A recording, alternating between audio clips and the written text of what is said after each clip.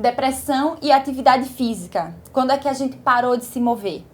Quando é que a gente parou de ter aquele estímulo para ir em determinado lugar, para atravessar a cidade, para encontrar pessoas, para usar o nosso corpo de fato na nossa rotina?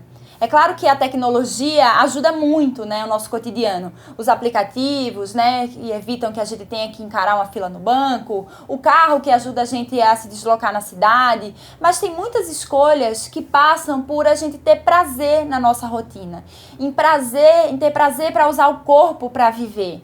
E isso nos remete muito a uma atividade física que seja benéfica. Muitas vezes eu estou no consultório e pergunto aos meus pacientes que atividade seria, né, interessante para eles fazerem.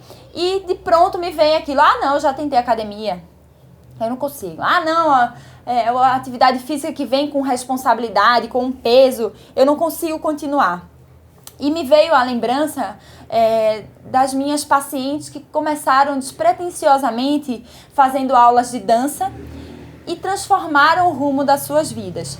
Recentemente eu voltei a fazer arte marcial, comecei a treinar Aikido e eu me dei conta o quanto a minha energia estava baixa fisicamente e eu dando conta de processos como continuar trabalhando, cuidando da minha família, né, dando conta de amamentar um bebê. E depois que o estímulo da atividade física começou a vir nos meus órgãos, estimulando meus sentidos, aprofundando meu sono, eu comecei a perceber que a atividade física ela é muito mais resgatante, transformadora de uma situação paralisante do que a gente pode imaginar. Né? Se junto com a prescrição de remédios para depressão viesse uma conscientização do quanto a gente precisa transformar uma rotina, trazer para o corpo essa percepção, a gente teria uma situação diferente na sociedade. A gente precisa entender, primeiramente, que para os chineses não existe uma coisa assim, minha mente e meu corpo separados, né? Para os chineses, a mente é uma substância vital. Assim como existe o sangue, os fluidos corporais, existe meus ossos, meu cabelo, né? Como é que eu posso estar forte, né, emocionalmente, se o meu corpo está fraco? E a gente ficar querendo fortalecer o corpo de N maneiras sem ter um estímulo físico, por isso a fisioterapia é tão importante, né, no resgate pós-cirúrgico, pós-trauma, por isso que a dança ela resgata atividades, né, no cérebro que ficaram paralisadas em alguns acidentes, né, vasculares, cerebrais, por isso que a dança é trazida muitas vezes para o tratamento de crianças com autismo, porque a gente consegue, dentro da atividade física, se relacionar com outras pessoas, com o espaço, né, com outro ser humano, com algo que envolve uma regra, com algo que envolve um percurso que eu tenho que percorrer, né, com o meu corpo, que isso vai fortalecendo a nossa mente para o cotidiano. Muitas vezes, quando a gente vai lá na academia e faz uma atividade física de forma rígida, eu tenho aqui que puxar 20 flexões e não estou sentindo nenhum prazer nisso, isso se transforma em patologias. Então a pessoa trava as costas, a pessoa fica mais tensa, a pessoa começa a ficar mal para ir para academia e não quer, e aí faz aquela matrícula de 12 meses e frequenta um, porque isso não tem a ver com aquilo que internamente ela gostaria de fazer. Já eu vejo muitos pacientes e até amigos que falam: não, eu gosto de ir para academia, eu boto lá meu fone de ouvido, me conecto com aquele ritual e isso me estimula muito.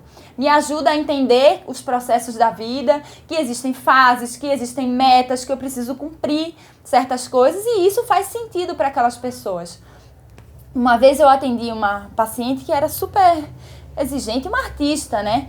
E ela transformou o quadro dela hormonal, que tinha a ver com a menstruação, uma menstruação muito sofrida, no momento onde ela se descobriu na zumba. E vejam só, qual é a nossa visão de zumba? Ah, não, zumba não, né? E ela se sentia muito bem, foram meses assim que o tratamento deslanchou. Então, quando a gente pré-estabelece coisas na nossa cabeça sem experimentar, às vezes a gente não está ouvindo o que o nosso corpo gostaria realmente, né? Então, a atividade física nem pode ser um castigo, nem pode ser algo assim que inalcançável, né? Não, eu só faria tal atividade física se ela fosse perfeita. Vamos experimentar, né? E eu gosto disso porque quando se trata de atividade física, são muitas as aulas experimentais que podem haver.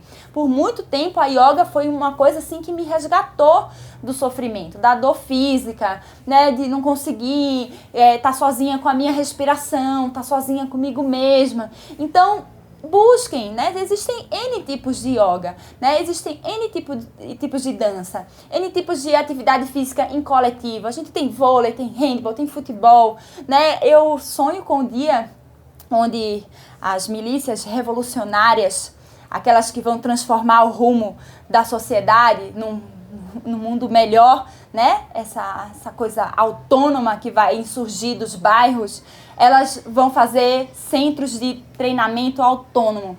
Tem muito disso hoje em dia no boxe, né? Então tem centros de boxe autônomo, mas times de futebol feministas, né? Times de vôlei, né? Anarquistas, tem yogas libertárias hoje em dia, porque se a gente almeja para a sociedade uma transformação tão profunda, o nosso corpo ele tem que estar estruturado naquilo que a gente tanto sonha.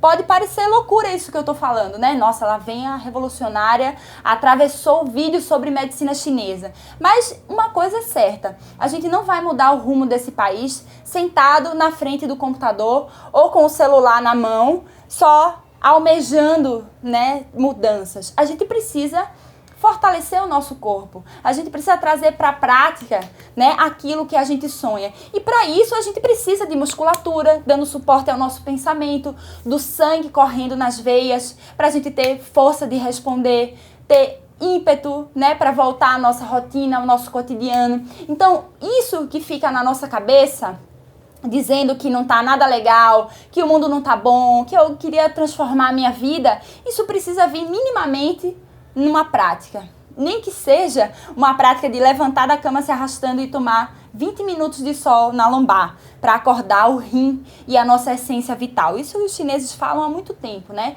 O poder do sol nas costas. Então, seria uma atividade física mínima, micro, né? E daí para a gente poder sair de casa, ir para o parque, fazer uma caminhada, se alongar, ir para atividades, né, em coletivo, em conjunto, onde eu leio corporalmente o outro, onde eu reajo a isso, é um passo, né? Então, vamos pensar um pouco o quanto a minha mente, o meu estado emocional está alicerçado no meu corpo, porque aí fica mais fácil a gente arquitetar essa transformação, né? Trazer para o concreto isso que eu tanto gostaria de transformar. Na minha vida mesmo, na minha cabeça, poder deitar de noite e dormir tranquilamente, acordar no dia seguinte inspirada, motivada, com vontade de encontrar pessoas. E aí não vai ser pelo peso da responsabilidade, vai ser pelo prazer. Essa produção de endorfina que a gente tanto almeja vai estar ali no nosso cotidiano, nem que seja 1, 2, 3 vezes na semana, né? O ideal seria que a atividade física permeasse o nosso dia, assim como a gente come, evacua, né? Faz xixi, né? O nosso corpo transpira. A gente precisa que a gente experimente o fluxo de energia de uma atividade física. Então, esse é o convite da gente poder trabalhar a depressão um pouco, fortalecendo o nosso corpo, tá certo? É isso. Pesquisem esse ímpeto da atividade física dentro da rotina de vocês e até mais.